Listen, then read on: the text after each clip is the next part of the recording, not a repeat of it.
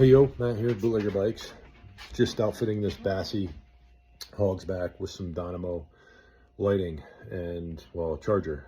This bike is going to get a Sinewave Beacon, which is a front light and charger so that you can essentially charge small devices like phones, GPSs.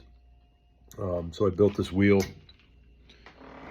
up with a Sun 28 dynamo hub, and I'm outfitting it right now with just kind of getting things dry fit per se.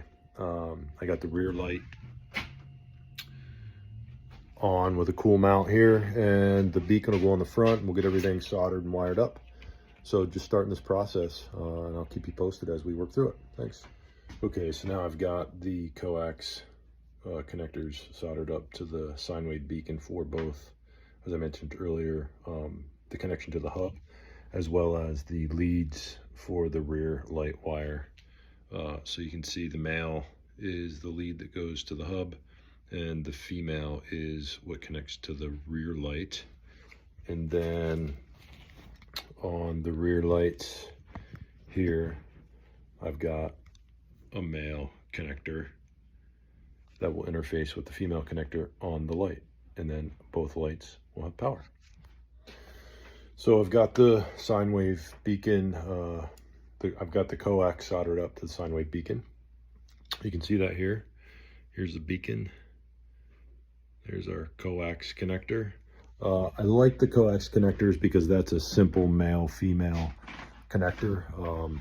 It's super robust, super simple, as opposed to spade connectors, typical spade connectors that tend to corrode, and they're also dainty and fragile. So I like to use, even though they're a bit more expensive, I like to use the coax connectors.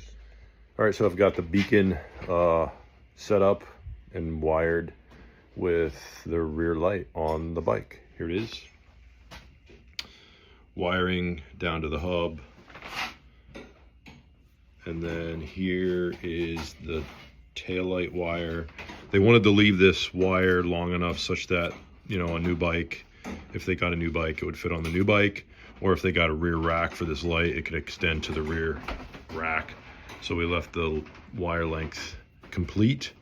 And the only other thing is this dynamo is a through axle. So we kind of future-proof this wheel build. The bike is QR, the hub is through axle, and we're using this QR insert to make the hub quick release. In the event that this wheel moves onto a new bike that's through axle, and then you just simply remove the insert, and it's a 12 by 100 through axle. That's it.